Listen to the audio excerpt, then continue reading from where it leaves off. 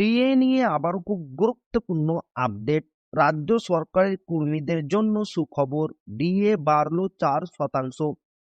তো ভিডিওটি 1 সেকেন্ডের জন্য স্কিপ করবেন না, পুরোটা দেখবেন। চ্যানেলে নতুন হয়ে থাকলে অবশ্যই চ্যানেলটিকে সাবস্ক্রাইব করবেন এবং আমাদের পাশে থাকবেন। তো ভিডিওটি শুরু করা যাক। পশ্চিমবঙ্গের বাজেট অধিবেশনে রাজ্যবাসীর জন্য, বিশেষ করে সরকারি কর্মচারীদের জন্য সুখবর শোনালেন রাজ্যের অর্থমন্ত্রী চন্দ্রিমা ভট্টাচার্য। মূল্য বৃদ্ধির বাজারে সাধারণ মানুষের পকেটে স্বস্তি দিতে রাজ্য সরকার আরও এক কিস্তি ডিএ প্রদানের ঘোষণা করেছে।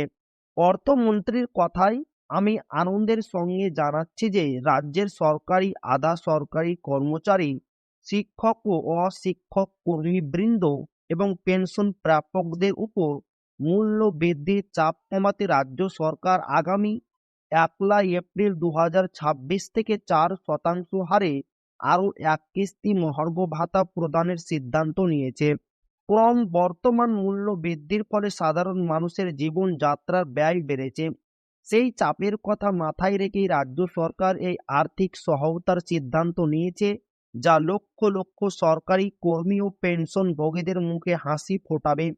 তো এই ছিল ডিএনএ খুব গুরুত্বপূর্ণ আপডেট, যা আপনাদের মাঝে শেয়ার করলাম। তো আবারও দেখা হবে ডিএ রিলেটেড খুব গুরুত্বপূর্ণ ভিডিওতে।